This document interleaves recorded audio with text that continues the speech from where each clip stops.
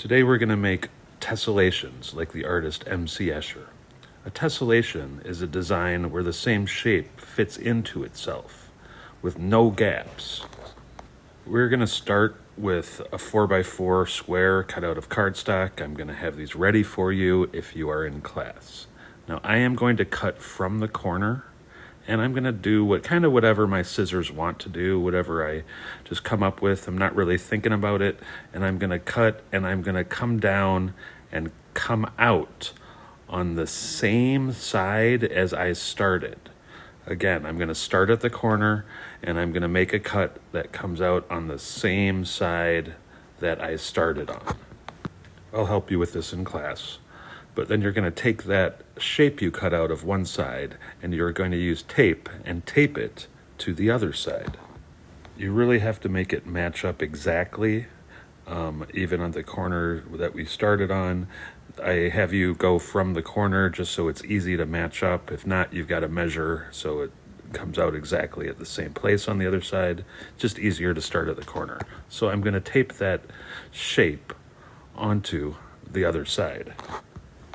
Now I'm going to cut a shape from one of the other sides I haven't touched yet.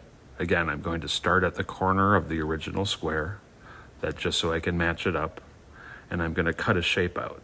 Doesn't matter what you do, just make sure that you are coming back out with your cut on the same side as you started. Just do whatever you can think of. It will all work as long as you start at the corner and come out on the same side.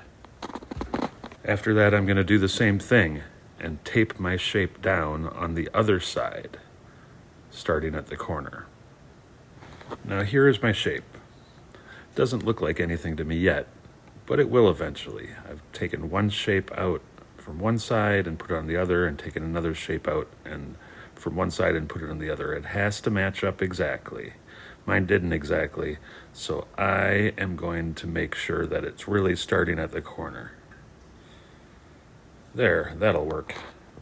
Now I'm going to get another piece of paper, and I am going to trace my shape, starting really anywhere on the page. Now once I have my shape traced, I can see with my cutout that it will fit together like a puzzle on the bottom, on the left, on the right, and on the top.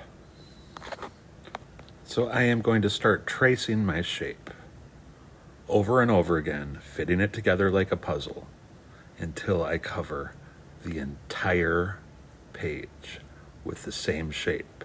It is okay to go off the edge. You want to go off the edge of the paper. And you'll eventually get a whole paper full of the exact same shape.